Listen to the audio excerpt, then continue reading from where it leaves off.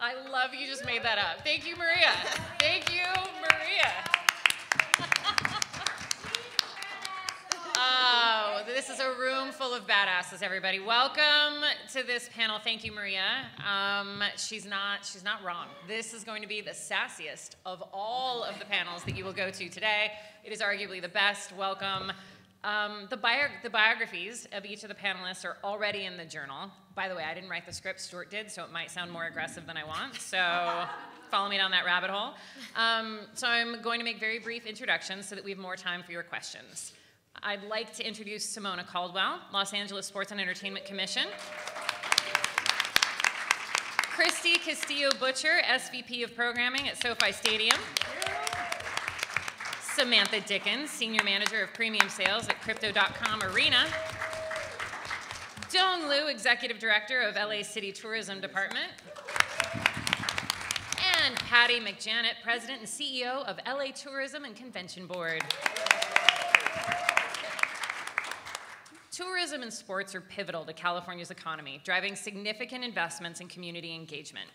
With global events and a vibrant sports culture, the region is poised to leverage these sectors for economic growth. This panel will explore strategies to enhance the synergy between tourism and sports, focusing on how safety improvements and operational efficiencies can further enhance tourist experiences and event management. I'm going to give each of the panelists a couple of minutes to make an opening statement to get things started, and then we're going to ask some questions of each of you, and then open it up for questions from the audience. Doan, would you like to start? Sure.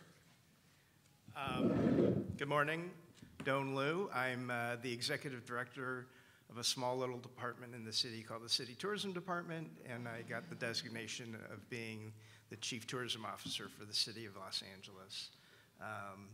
I'm your friendly neighborhood bureaucrat, but I come with some sports credibility, and I thought I'd just share a quick event that I'm very, very proud of. We're coming up on the 6th anniversary on the 28th of October of what was known as the LA Sports Equinox, where the city of LA hosted all 5 professional sports home teams on a single day. It's never happened before, and probably will never happen again, not only in LA, but in any city. And so a buddy of mine and I insanely decided that we would go to all 5 games. And so, but it required, it was touch and go, because it required the Dodgers not to get swept in the World Series. And so it meant Friday night, a 5-hour, 13-inning affair that they won, that forced Game 5. And so we could go out and try to, we had less than 48 hours to figure out how we were going to do this, but we managed to go to, we started with the Kings at noon, went to the Galaxy at 1:30, ran over and met Maria Camacho at the Coliseum, and saw a quarter of the Rams game. Took an illegal bird scooter, which hadn't been approved by the city yet, to the metro station, which took us to Union Station, and we hopped on the Dodger shuttle, and got to Dodger Stadium in time for the national anthem. Had to leave a World Series game in the 4th inning to make it to tip-off at the Clippers back at Staples, but we came back sadly to watch the Dodgers lose, not only the game but the World Series to the Red Sox. And hence your great sweater. And hence my great sweater. But anyway, that's my sports cred and something I'm very proud of. And we made it on the front page of the LA Times the next day. Well done. Well done. Nicely done. Simona. I don't have a cool story like that, but I can provide you with some information about all these great events coming to LA. So how many of you know about the Los Angeles Sports and Entertainment Commission? Okay, good. Okay, well, for those of you who don't, our mission is to bring major sporting and entertainment events to our region that create lasting economic and community impact. So as you all know, that Los Angeles is well into a decade, unlike any other, in which major events including Super Bowl 56, 2022 MLB All-Star Game, 2023 College Football Playoff National Championship, WrestleMania 39. We were trying to figure out if that's really a sport, but I'm going to include it anyway. WrestleMania 39 and the 123rd U.S. Open Championship. They all have already generated more than $1 billion in economic and community impact for the Los Angeles region.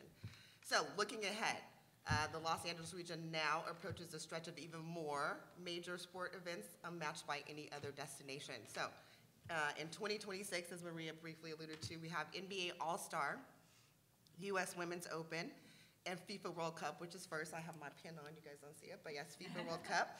And then in 2027, we have Super Bowl 61, the second in 5 years. Woohoo! Excited about that. And then the 2028 Olympic and Paralympic Games. So as far as LASEC is concerned, we are responsible for the first few that I mentioned. LA28 is responsible for the Olympics and Paralympics coming to Los Angeles.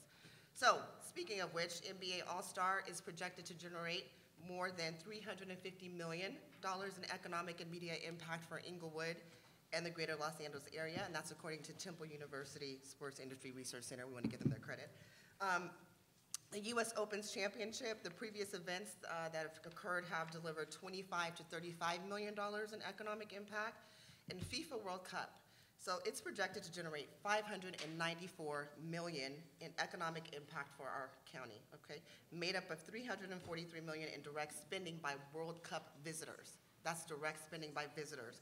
And $251 million in follow-up spending, according to a recent report. Again, we want to make sure we're, using the right information here, but that was issued by Micronomics Economic Research and Consulting. And so last but not least, we have Super Bowl 61, and so the impact from Super Bowl when it was here in 2022 delivered up to $477 million. So we are looking to surpass that hopefully when it comes back, $500 million, we're gonna say, Maria, let's make that happen. Yeah, so combined, the projections for these upcoming major events coming to Los Angeles will add more than $1 billion in additional economic impact for the LA region this decade. So we are super excited about what's to come. That's amazing. And most of that from WrestleMania, like you said. So for sure. Yes. Samantha. Good morning, everyone. My name is Samantha Dickens. If we meet later, please call me Sam. Otherwise, I think I'm in trouble. But I am our senior manager of premium sales at Crypto.com Arena. I do not have a bunch of numbers. I wish I did, but I promised I wouldn't sell anybody today. So we won't go over all that, but in my role, my team does oversee all of the premium products that we have in the building. I'll touch on in just a second, but we obviously just completed 3 phases of renovation and have added these really, really incredible experiences that touch on all different levels of clientele in the market. And so really exciting stuff in the building right now. And my team is lucky enough to offer that, which is obviously inclusive of the Los Angeles Lakers, the Los Angeles Kings, the Los Angeles Sparks. Shout out to the WNBA and the rise we see with the women there. And then, of course, all the concerts, the award shows, my son's favorite, Disney on Ice. So we got a lot going on. And, of course, proud to say that Crypto.com Arena and LA Live in general has been recognized as, one of the starters of the development of downtown LA, and really, really proud of that, and excited to say that yesterday was our birthday, 25 years. And happy birthday. Can proudly say we have stood the test of time, and but we're only growing and continuing to get better. It's a really, really exciting time to know, to have the World Cup and the Olympics and everything ahead. So we are just excited, and as a building and as an entire company, looking to continue to improve and figure out how we can just bring more economic growth, not to our building and everything that, yes, my team is selling, but how we can just spread the love and just bring it all to the local areas, and already collaborating up here. But exciting stuff ahead, and we're just looking forward to what it's gonna do. Thanks so much, Sam. Of course. Thanks, Sam. Chrissy.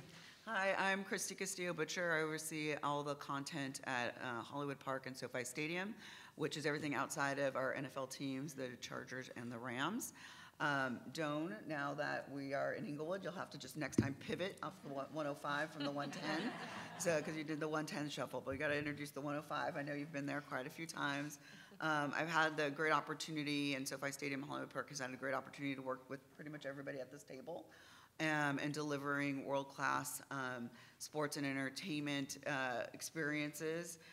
For those of you who have not been to Hollywood Park or not familiar with everything with Hollywood Park, it's the newest and largest mixed-use development in Inglewood. It spans nearly 300 acres, and for context, that's 2.5 times the size of Disneyland. And since we've opened, we've welcomed 8.5 million visitors from over 100 countries, and we've only been open, it's summer of 21, so not even 3.5 years quite yet. What began as Mr. Stan Kroenke, our owner, his vision for Hollywood Park was to create a transformative entertainment hub anchored by SoFi Stadium, which a lot of people know about, but we also have a 6,000-seat YouTube theater, which hosts about 100 events a year. So if you haven't visited there, please do join us. It always included, of course, NFL football with the Rams, added the Chargers, but in addition, it's record-breaking concerts, it's upcoming events that we'll talk about today, FIFA World Cup in 2026, another Super Bowl, and the 2028 Olympic Games. Right now, we're in the process of opening and launching our retail shops at Hollywood Park. So it's not just sports and entertainment.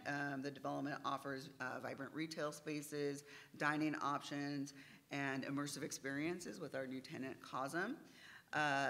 Just since we've opened, too, 1/3 of the world's countries have visited us. And like I said, we're not even 4 years in yet.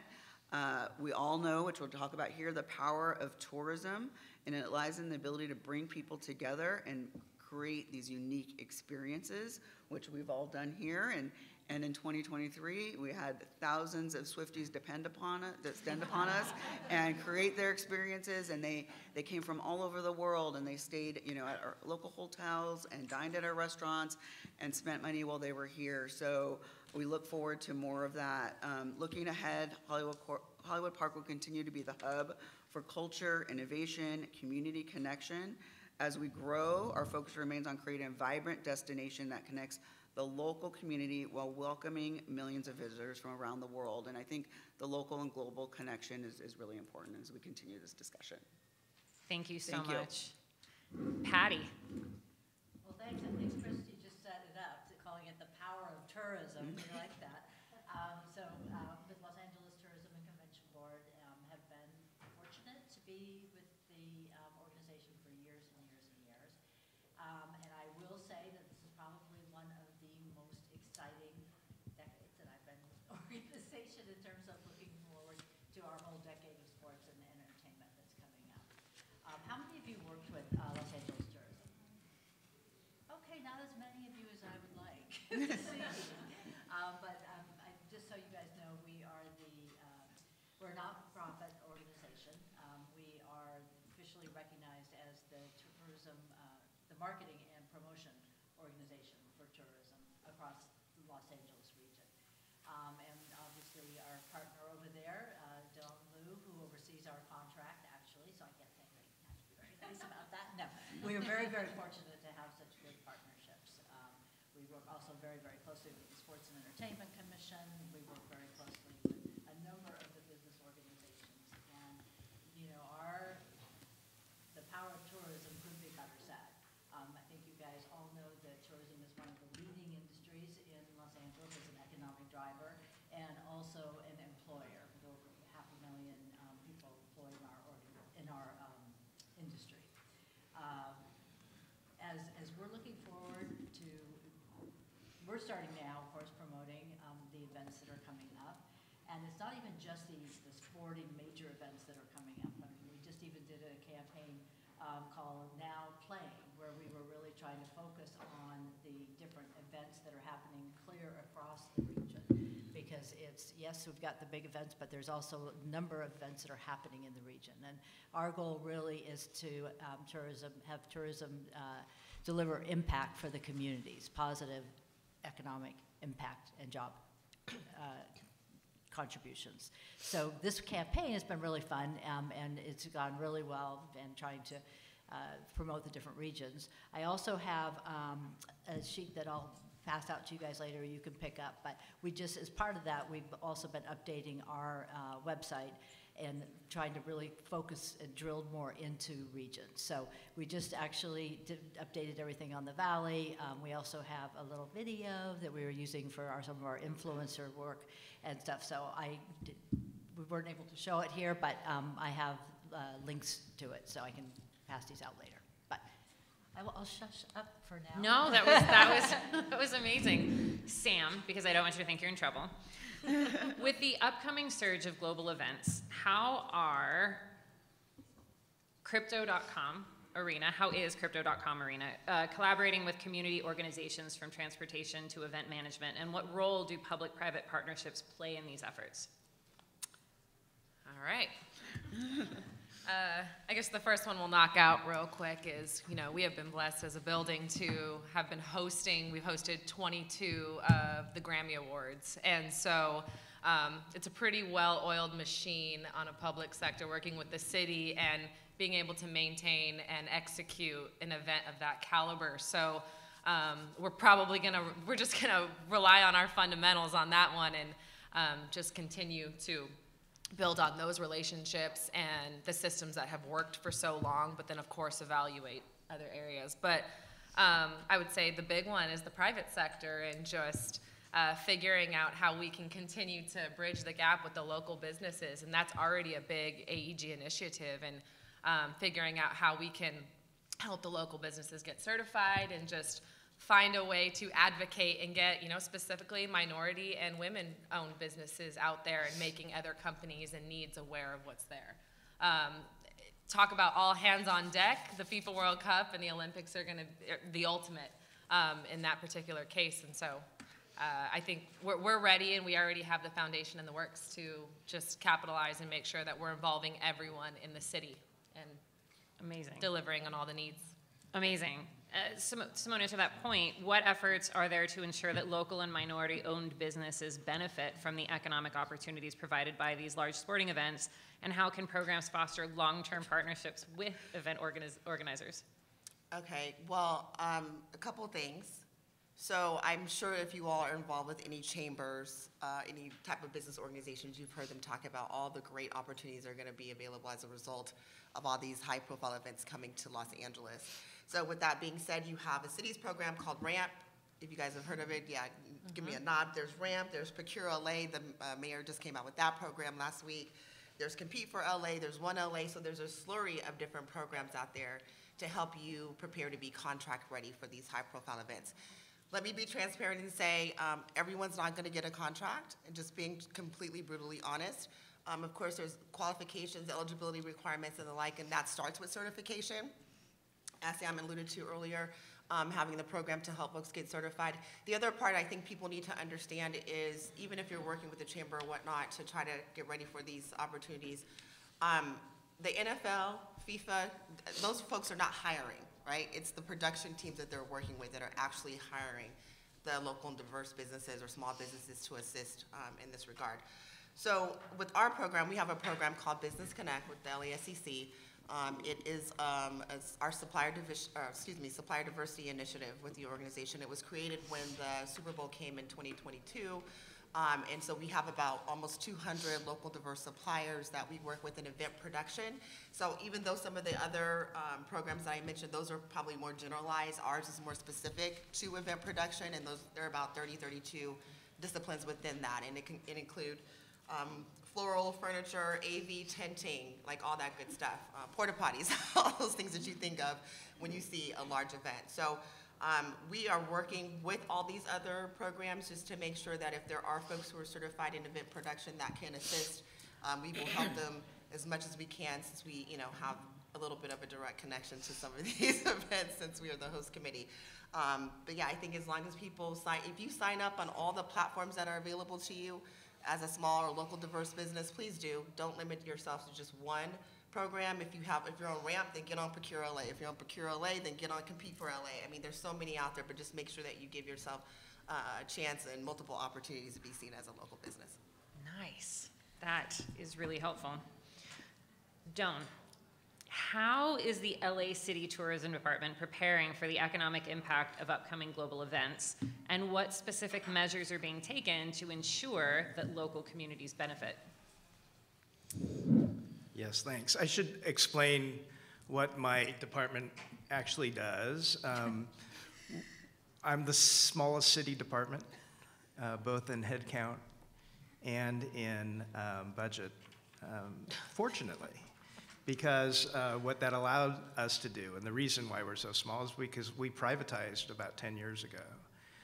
We used to have sole responsibility. The only thing we did was running the convention center, and we had 400 city employees running the convention center for the previous 40 years or so. The council and the mayor in 2013 decided to privatize those operations, and so we had the great fortune to sign a contract with AEG, our next door neighbors at LA Live and Crypto.com Arena, to manage and operate the convention center for us.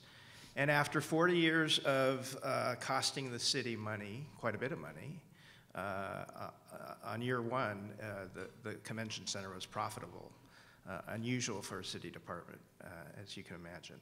And so for the last 10 years, we've actually added money to the general fund. And my department, as small as it is, still does not require any money from the general fund or the taxpayers. So we are self-funding. So we're the only self-funded department other than the airport, the port, and DWP. For those policy wonks, you'll know that the revenue generated by those proprietary departments cannot go to the city's general fund. So that the money that they generate actually stays in those departments. So we're the only department that actually contributes money to the general fund, over $300 million a year in TOT, or the transient occupancy tax, or the hotel tax.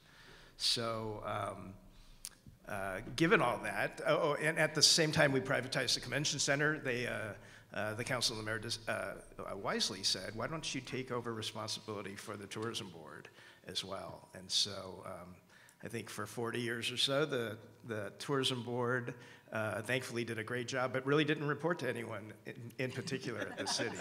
We loved it. Okay. They missed those days. I'm kidding. They were not irresponsible, but they did not have a whole lot of accountability to a department at the city. And so for the last 10 years, we've had responsibility of that relationship too, and it's been good. So to answer your question, what are we doing to prepare for these mega events? Very little. I don't have to. Great. Yeah. No. You don't want the city involved. Trust me. We rely on our partners at AEG and at LA Tourism, and they're doing a fantastic job. I'm only half serious when I say that, but you know, there are things that we do on the public safety side, that's very, very necessary. And I gotta say, as important as these large mega events are, right? So World Cup, there's only 8 games. They're big, they're important. They're gonna bring eyes on the city. But out of 104 games, we get 8 of them. So that's just to put in context what our role in the World Cup is. Fortunately, we have a semifinal, but we don't even have the final.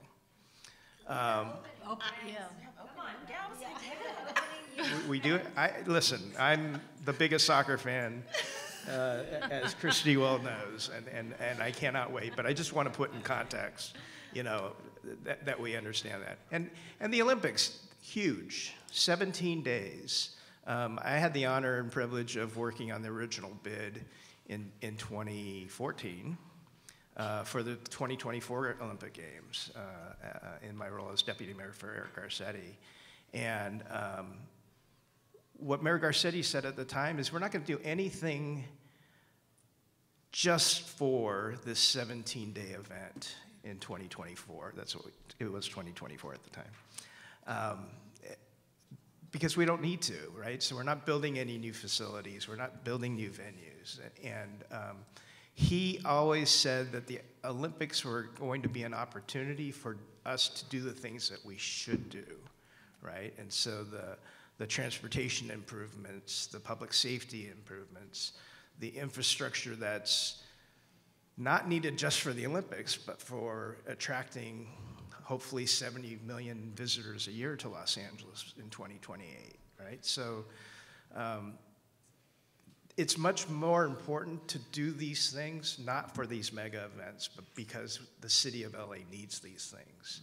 And just a simple example, at the convention center, fencing was an amazing event in Paris, you know, and you may have missed the announcement, but the U.S. fencing is having their national championships at the convention center next year. And so the convention center is hosting 5 Olympic events, along with fencing, where we have table tennis, taekwondo, judo, and wrestling. But fencing, wisely, USA Fencing wisely said, hey, we're going to be at the convention center, let's have our national championship there 3 years in advance. And so now we're now talking to all 5 of those national sporting federations that we're hosting in 2028. And they're all interested in having a national championship or a qualifying tournament at the convention center to gain that, you know, home court advantage, if you will. And then the international sporting federations are looking at us too for their world championships, right? So the 2026 World Taekwondo Championship, unfortunately, has already been booked, but there's opportunities like that that the convention center is, and you know what? They won't be really widely attended. They're not even what we call citywide events. They don't book enough hotel rooms to have these events. But those are the kinds of opportunities that people aren't even thinking about. But our team at AAG is already out there pounding the pavement, meeting with these sporting federations and telling them, you know, you should come to the convention center early, get to know the city and get to know the facility, and let us work with you on what your actual needs are. We cannot be the Grand Palais in Paris. We're not going to be the beautiful venue that they hosted fencing in. But we're working on building something older. Just kidding. I think we will. I think we will for sure. But you brought up a good point about safety. And Christy, I want to ask you, with SoFi Stadium hosting some of the world's largest events, what innovations in safety and operational efficiency are being implemented? And how do these changes enhance the overall visitor experience? I think enhancement is key. You know, we're all in the fan-first guest experience, so it needs to enhance and not interfere with their experience. I think part of the enhancement for any fan coming to a venue or a large public gathering on their mind probably is safety, you know, is the number one thing, in addition to the ease of use of that venue and coming in and out of the venue. So a few years ago, I think it's been now a little over 2 years, we launched it with our first Super Bowl, world champion Rams, and which is our evolved technology. And you know, before you were using, you know, walk-through mags and handhelds, and it's a little cumbersome and clumsy and beeping going off, and a lot of times it would just slow things down. So with the evolved technology, it's really the speed of as people ingress has really improved. We've changed a few things around. Where you check the ticket first so that you have the correct ticket, and any resolution can be taken care of there if there's an issue before you go through security, and then you just walk right through and you're in the venue. And with the evolved technology, we've also learned how to use it depending on the type of show. So I mentioned music before. So like for a Metallica or some other type of heavy metal show where people are wearing a lot of chains and things, you know, we can adjust it so it doesn't slow it down, but we're also not jeopardizing the safety.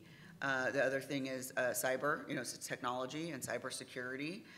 So working with our other partner, Cisco, and how to protect, you know, our technology front of house and back of house, and the ease of using that for your phone. It's also part of the fan experience. Everybody wants to upload their experience to whatever platform they're utilizing. So with our partner, Cisco, we're able to do that.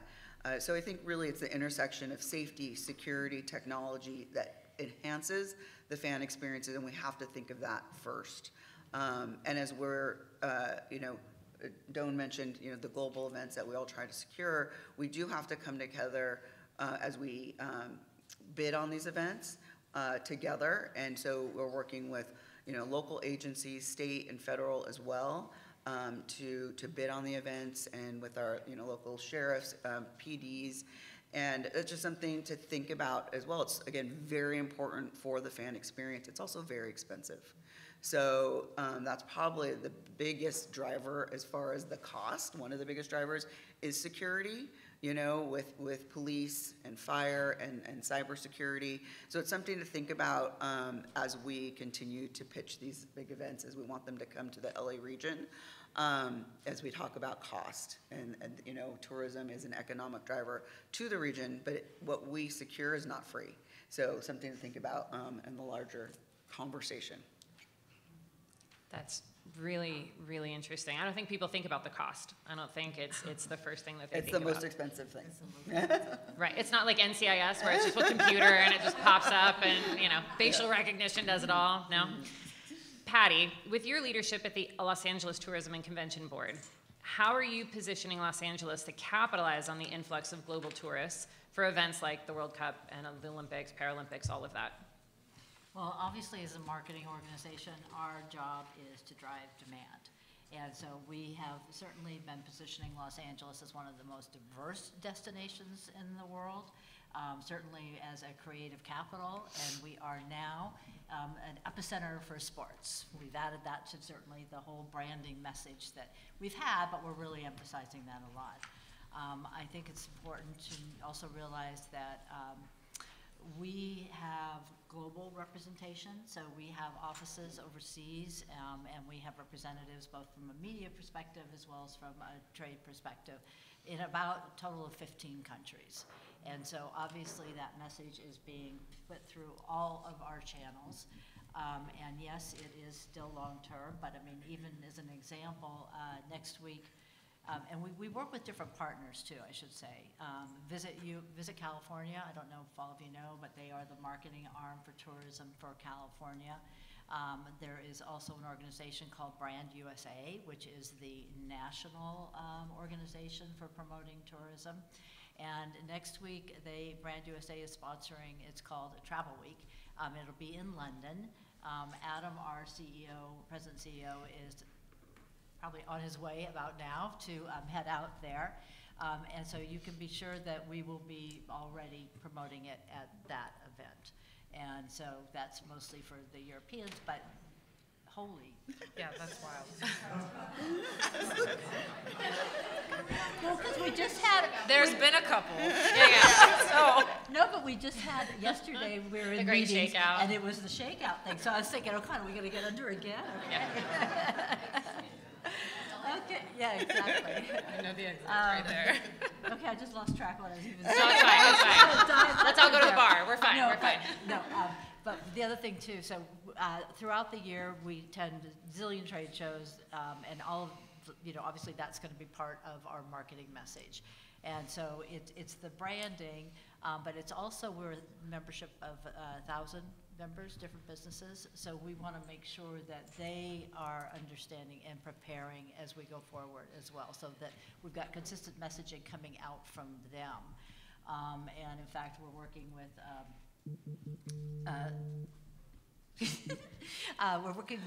again, our partners at Sports Entertainment, as well as different groups to make sure that our members are getting ready. One of the things that we're doing is accessibility training for small businesses to work with that. We are part of Business Connect as well. So we want to really make sure that our industry is prepared for that as well. And then obviously we are working very closely. Our job is to book hotels as well. So we're working very closely with the Olympics to try and finalize the last of their hotel requirements, which needs to get done in about the next 3 months. So we're hosting for hotels that have not signed with the Olympics. Next week we'll have a webinar on Thursday to talk more about the benefits. So that kind of information we will be disseminating through our member businesses as well as just the region in general.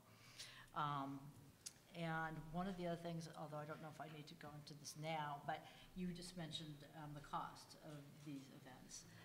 There's an organization called Cal Travel, and Cal Travel is the advocacy organization for tourism within California. And I've been very, very involved in that organization. And one of the things that we've been working with them on is creating a state fund to offset some Yes, of the please. costs of these. No, I mean, right now there are about 22 destinations within the United States that do have state funding. And about 11 of those or so have just really come within the last few years. And the California it's not a mindset to put state funding for these kind of things, but we, in fact, just recently were testifying with one of the assembly committees to really try and push that forward. So get on our bandwagon. That is something that we do want to move forward over the next couple of years. So Thank you. Yeah. Okay, so I don't know if all of you saw Disneyland just implemented, you can now buy a ticket on top of the ticket cost. Now they have a VIP pass that $400. Thank you. All the young people are like, what? So there's a want for these VIP experiences. Sam, in managing premium sales at Crypto.com Arena, how are you using technology to improve the VIP experience, and how does this tech integration enhance the broader event experience? I'm gonna hit this in 4 buckets. I'm I'll ready. Go fast. Bring it. We'll go what you can buy to get there, when you get there, while you're there, and then we'll have the impact after. So the first, is anyone guilty of having an Amazon package delivered to their house every day? Yep. Or every other? Okay. Yes. All right, well, excitingly enough, we launched, we partner with Suite Pro, where we actually put our suites and a lot of our premium inventory online. And locally, how does that make it? It just makes it so easy for folks to be able to just see what we have and to be able to buy it, and the simplicity and the consumer experience is incredible. And how that ties really to tourism and folks that are from coming internationally. My favorite thing to wake up to is I see an email that someone purchased a suite from Australia at 2:30 in the morning, and how that enhances their experience is, we remove the time zone issue of having to get on the phone with one of us. We remove a language barrier because it's a lot easier for them to be able to translate when they see information, when they're coming from anywhere where there is a language barrier. But that's been really exciting, and because it's so easy to do, it just makes it, and anything that's easier to do, anything that's easier to buy, well, yes, it's dangerous, sorry, Amazon packages, but it also creates a really, really easy way of going to that event. All right, second thing to put you in the right mindset. When you go to a mall that you don't know, has anyone ever gone to a mall that they can't find the store that they're looking for, and they're just like, dude. So we underestimate the power of a directory.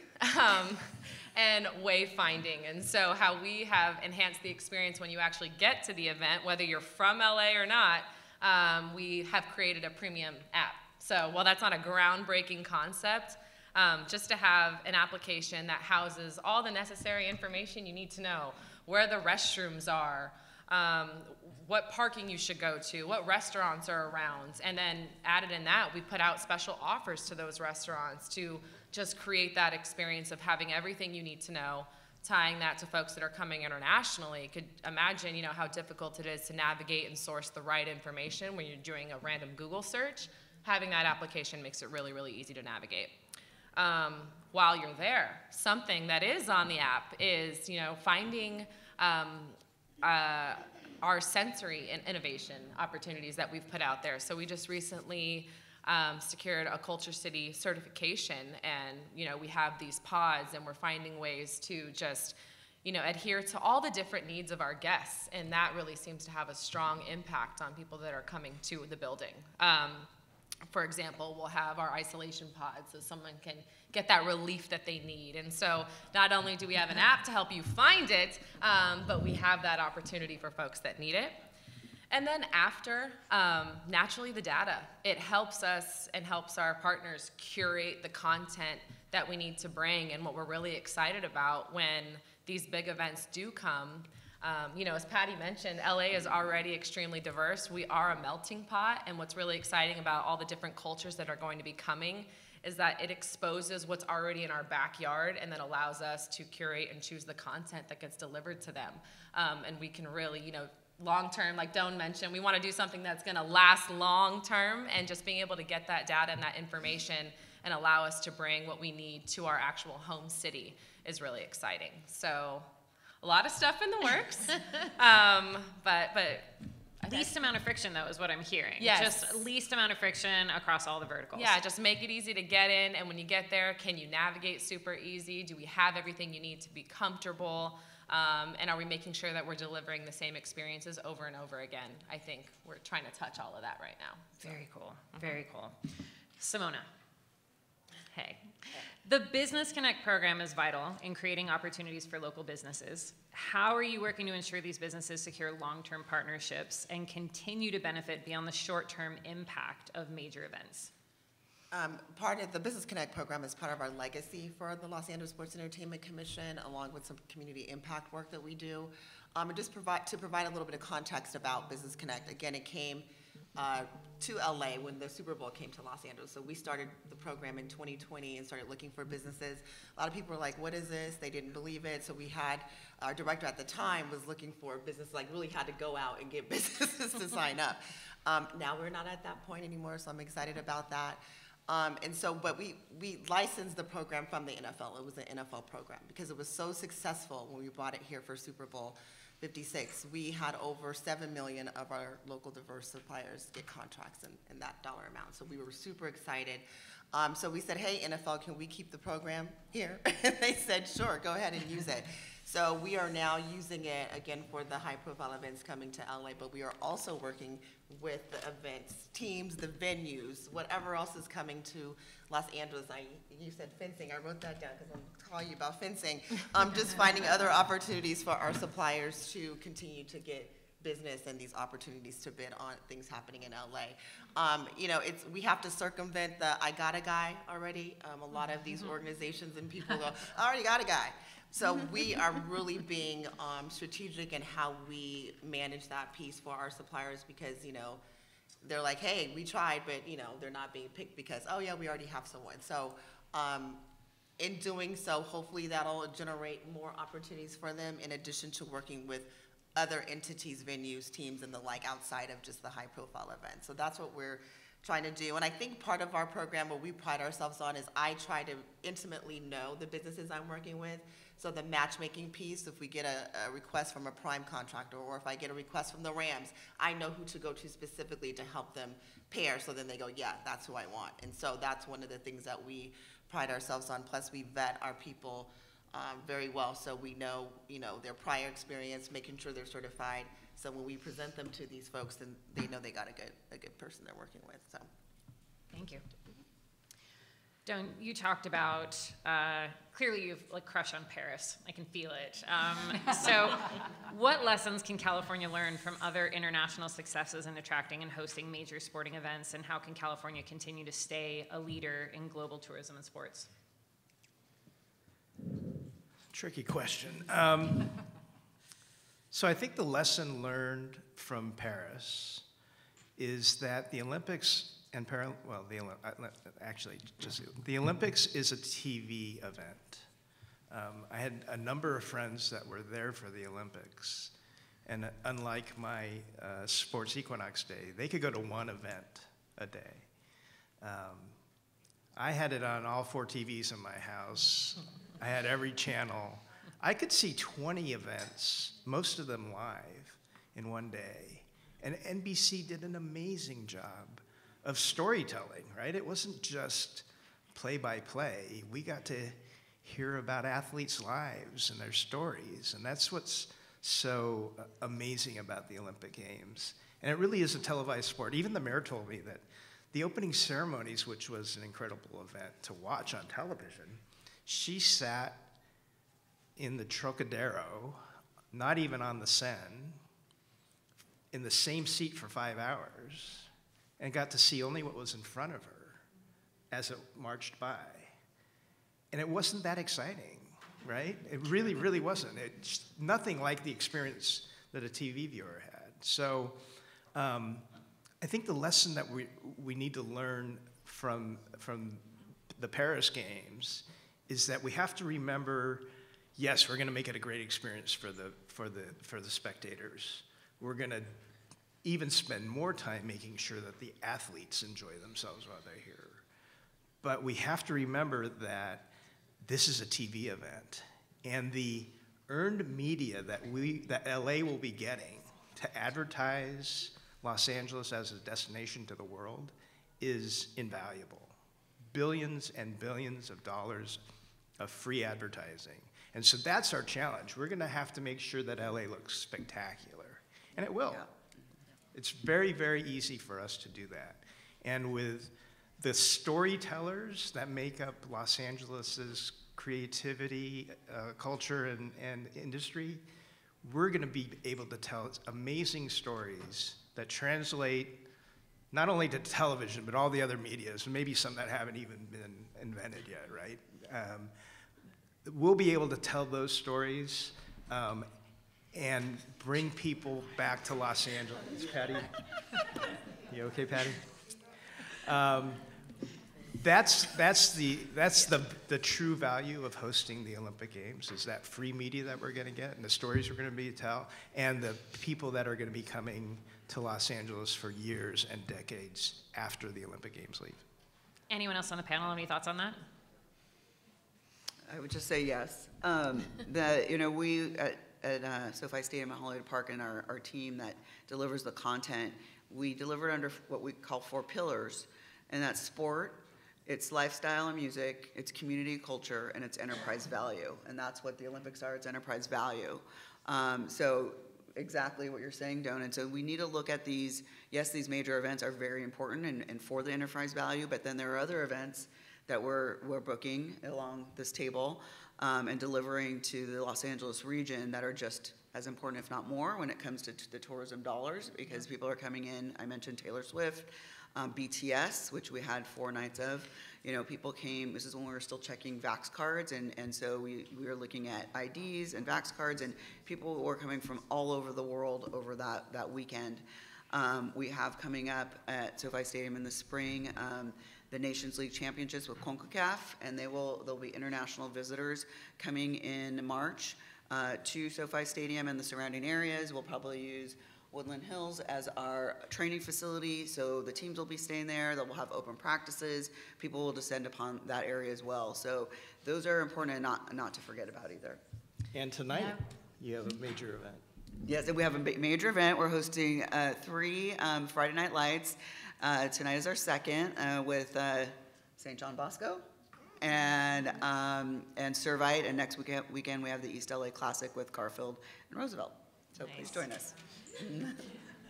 Just to add to what Dawn was talking about in terms of the experience, the mayor just had a summit, actually here at the Convention Center, and talking about how the games, not just the Olympic Games, but all of the events can benefit small, diverse businesses. And one of the things that I was so impressed with what she was talking about is the importance of the experience and how that has really got to be a collaborative effort among our different business organizations across the whole region. Because it is going to take, we all know we've got some challenges, but it is going to take, all of our bids, all of our organizations to work together to really try and, ensure that we have the best experience possible. The other thing that we want to do is make sure that all of the communities within Los Angeles County are also benefiting. Because obviously not everybody's going to have tickets and be at the game, but there are certainly other restaurants that will be doing watch parties, that will be doing all sorts of activities. And so we know that certain areas are already kind of planning on what they're going to do, and we want to make sure we're getting that information out to visitors. So. An extraordinary time to be collaborative, everybody So of all sizes. Okay, now is the fun part where we're going to throw it out to the audience. I reserve the right to cut anybody off. I'm only kidding. Kathleen Sterling. So I just have the tough questions. All of you are involved in bringing groups, sports teams, people to Los Angeles. The Olympics are huge. You all have influence in the city. The city's a disaster. Nobody's talked today about how we're going to clean up the homeless situation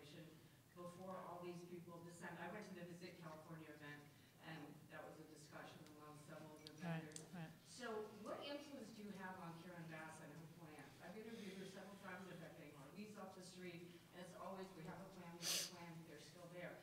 What influence do you guys, in each of your organizations, have on the city, and what do you see as the plan to clean it up before FIFA and the Olympics? Because we're bringing the world to our doorstep, and yes, we can edit it out with TV, but these people are going to be staying here and visiting all these venues and tripping over the homeless to get there. Sorry, journalists always ask the tough. Who wants to take that one? Oh, I get to. Joan? No, I'm kidding, don't, but yeah, I know you've. Yeah, there's a lot of ways to talk about this very serious issue.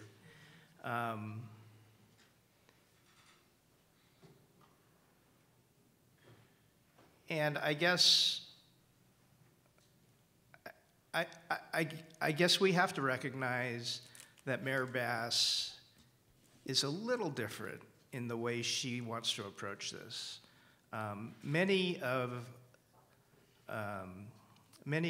her constituents would like her to hide homelessness or move homelessness or take homelessness to places where we won't see it. And she, from day one, has said, I want to end homelessness. It's not enough to move homelessness. I was on a panel similar to this one and had a heated discussion with a downtown developer who complained about seeing homelessness on his way to Bestia, the restaurant in the Arts District, and he just was amazed at the amount of encampments and homelessness he saw on his drive from his office to Bestia. And I said, you drove through Skid Row. The only reason you drove through Skid Row is because there's a really cool restaurant in the Arts District. Skid Row has had homelessness for decades. You just never had to see it. So I guess this is my way of saying it's not an easy solution.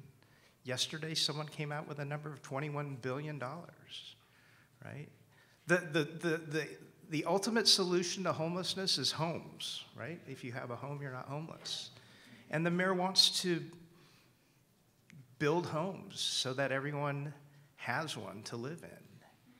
That's a challenge. That doesn't happen overnight, especially when we have economic challenges, in the region, macroeconomic challenges, right? We've got not enough housing for everyone to live in housing. So what does that mean for pricing? Pricing has to go up, right? If demand exceeds supply, prices go up.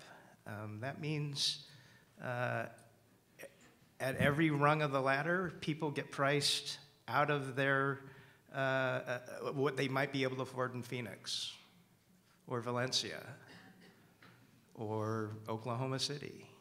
And so you keep pushing people down that ladder, and it's going to be challenging for the low-income folks to find housing. I heard a podcast yesterday about a Rec and Parks employee for the city of Los Angeles who's living in his car in Lamert Park and using the grocery store to go to the bathroom and change into his uniform every morning. He's got a good job with benefits, is my guess. I don't know the person, but he's a coworker of mine. And I guess this is my long way of saying it's not going to happen overnight. And it's the number one thing she's working on. To some, maybe she, to some it looks like, for some of us that work at the cities, it looks like it's the only thing she's working on, right? And on top of that, we have a budget challenge. So homelessness will not be solved before the Olympics, but we're going to do all we can to make sure that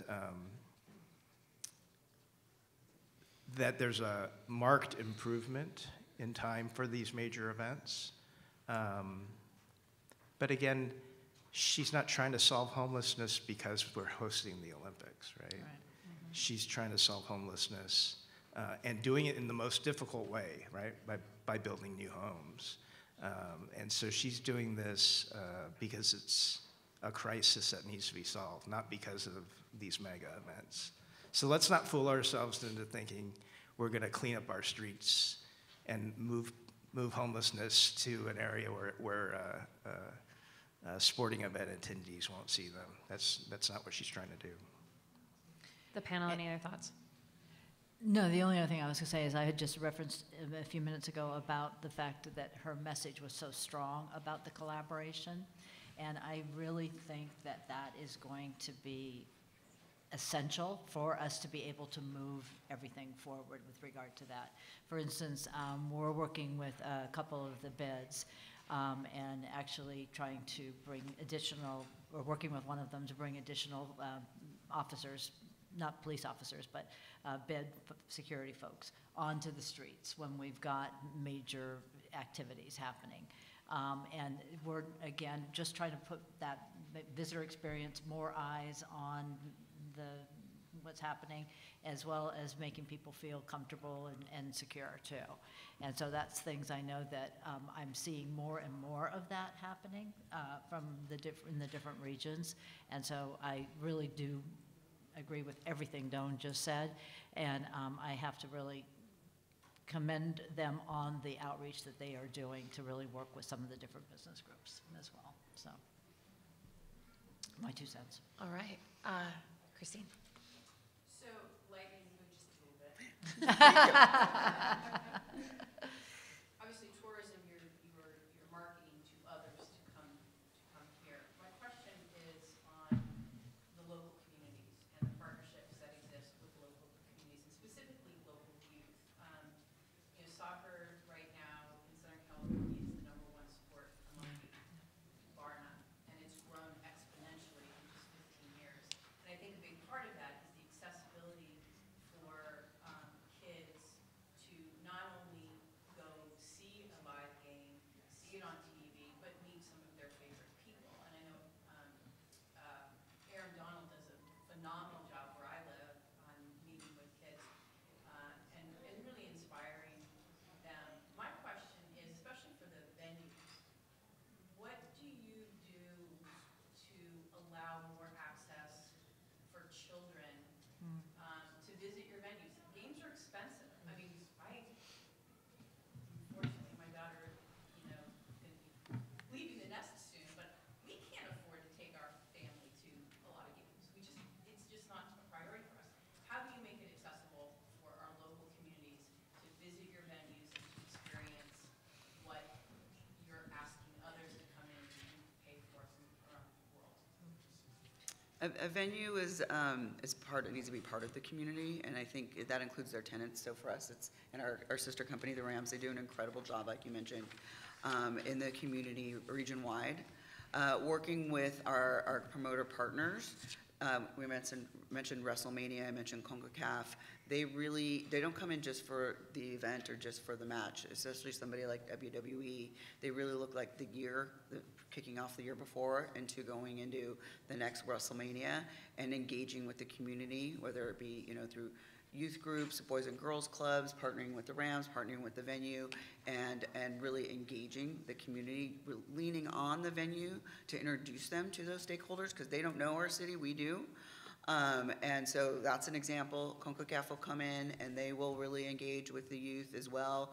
We'll have our pitch down for a few days, and that's when we'll open up the venue for these organizations to come in and actually play on this pitch that these men are going to play on in a few days, and be at the 50-yard line or the center of the pitch and really have that feeling. So it's really engaging with that community through youth sport, through education, and even through technology. At Hollywood Park, I mentioned the retail shops. We are opening Google's Next program, which really is going to be an outreach to the local community and engaging with the next tech leaders and the indigenous, Latinx, and Black communities, and bringing them onto our site. So every day we think about it. We want to be, I mentioned our pillar, one of our pillars is community and culture. And we are the global stage, but we want to have the local flavor and feel and make them know that this is their home as well. I think every venue, that is their responsibility. And you know, we're not a nonprofit business. Especially what we do, we bring in the revenue, you know, and hopefully that, you know, that revenue is earmarked as well to outreach into the community around us. And for us, we're outreaching to the region, but from a venue perspective, and like the team is an outreach to the region. The venue is really micro-focused on probably the 2 to 5, maybe 10 miles around the venue, and keeping in contact with those stakeholders.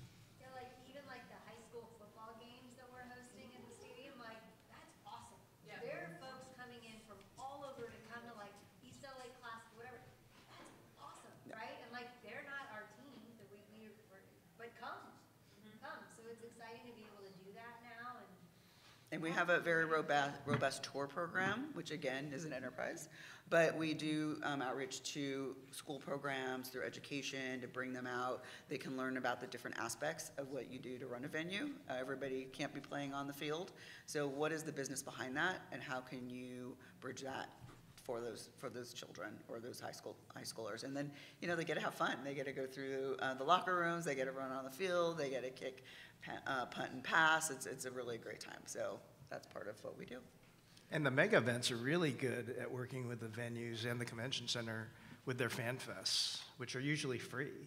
Mm-hmm. And so mega event tickets are really expensive. It's going to be really hard to be able to take a family to the Super Bowl, but for free, you could go to the convention center and participate in the fan fest and almost have a similar experience. I'll add on to Christy. I had a couple different thoughts, so forgive any scatter. First, I want to definitely differentiate our team, because anytime someone hears that I'm at Crypto.com Arena, they say, "Can I get Laker tickets?"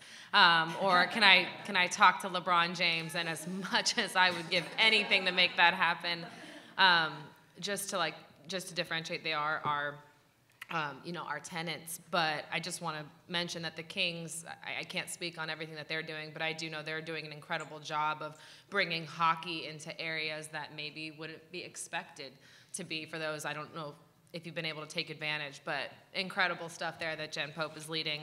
But on my side with the sales, one, I want to add that for the first time in 25 years, they launched an official tour program yesterday. So we're super excited about that. So if you haven't seen it, it will be on access.com. But I think that'll just be really incredible exposure for the youth to understand what it means to work in sports and entertainment, because it is a growing desire for a lot of folks that are trying to figure out what their career path is. I do love it. It's been 10 years now. But that's going to be a really, really cool, affordable option to see what it is we do. It's almost the magic behind the curtain. But another thing is we are actually tapping into our premium members. So yes, as you can imagine, anyone that comes into our building, the businesses, they have the finances, and we're grateful for that. As Christy mentioned, we are revenue generating. But we have collaborated with our community foundation to where we have set it up where if a premium member wants to, there's a lot of games that they have included. And instead of letting it go to waste or just trying to resell those tickets, we have created an opportunity for them to be able to donate that and put it out there. And the more donations and the more we put it out there and the stronger relationships that we create on that front, the more opportunities we're going to be able to get out. And that's inclusive of Laker games, of King games, of special events, of all the family shows you see. So that's something that we're going to continue pushing. It's really high on our radar right now because companies are also looking for ways to do that outreach and give back, and we're making sure that we make it super easy for them. Then on the sales side, believe it or not, there's a lot of special offers when you actually work with our team that we put discounts in that are associated with being a neighbor in downtown LA. Or something as simple as a code. You want to go out to Disney on Ice and you have a discount on that. Or when we are pricing our suites, we're heavily considering, yes, we want to capitalize on the areas that we can, because we have to. But we also want to make sure that the games are affordable and that you can come in and experience it. And so that's something that we are heavily looking at when we're brainstorming. And obviously we'll continue to do so. I have a 1 and a 3-year-old, and I want them to go as many events as possible. So it's something that we'll just continue to build on. Great. I think we've got time for one more short question. Does anybody have? Oh, yes. In terms of online offerings, I heard some of the horror stories from Paris of room share, home share, car share, tickets online available. I've already seen tickets to the Olympics online already. Is anybody monitoring that? How will that be watched so that tourists don't feel like, oh my gosh, I came and it was terrible? And is anybody in charge of that or looking at that? Me again? I know that the folks at LA28 are, for the most part, and they're actually working with Access.com on the ticketing platforms. So they are watching that. It's LA28 realizes, that it's going to be very expensive to go to certain events. So they're intentionally trying to make sure that there are some free events, believe it or not. So there'll be some, less popular sports, certainly things like marathon and sailing, it's going to be hard to sell tickets to those, but those are going to be events, and they're going to try to make the experience as close to something that a paid attendee might see. And there's also going to be some innovations in ticketing itself. So I know at the convention center, those 5 events that I mentioned, there's going to be an ability to buy a single-day pass for the entire convention center, perhaps see as many as 5 different events. But it'll also monitor where people are in the facility, and so if there are seats available at Taekwondo, it'll ping your phone, and the ticket you bought for that day will allow you to go into the, and it'll direct you where to go to be able to see. So they are thinking about those things, but yeah, certainly, gymnastics and basketball and some of the other sports will be difficult to get tickets. And, like it or not, the premium and luxury market is very huge and very important for these events. And so Sam knows better than anyone that those tickets, I forget the name of the company that they've already, Stuart, do you remember who? On Location, yeah. So On Location is already, probably has access to the best hotels and the best seats, and you'll have to buy premium packages for some of those luxury seats. Great question, though. It really brings to mind the thought of fraud and again, due diligence, least amount of friction, and everybody do your homework. So unfortunately, that is all the time we have for this panel. Let's thank our track sponsor, Clear Channel Outdoor and Cow Communications. Was proud to be a panel sponsor, along with the LA Rams and our bonus panelist, Maria Camacho of the LA Rams. Let's also, we already gave a round of applause. They added in there again. Thank you for spending your morning with us. The next set of panels begins at 11:15 a.m. So in the meantime, I really, really encourage you to go visit all the exhibitors and make sure that you return your bingo card. Fight me for those tickets, everybody. To the VICA registration table for your chance to win round-trip tickets on Southwest, a signed football from the LA Rams, jewelry from Kendra Scott, and a gift card to the front yard at the Garland. Everybody, please stay and fill out your card. That would be the panel. Panel stay. Thank you. Thanks, Mary.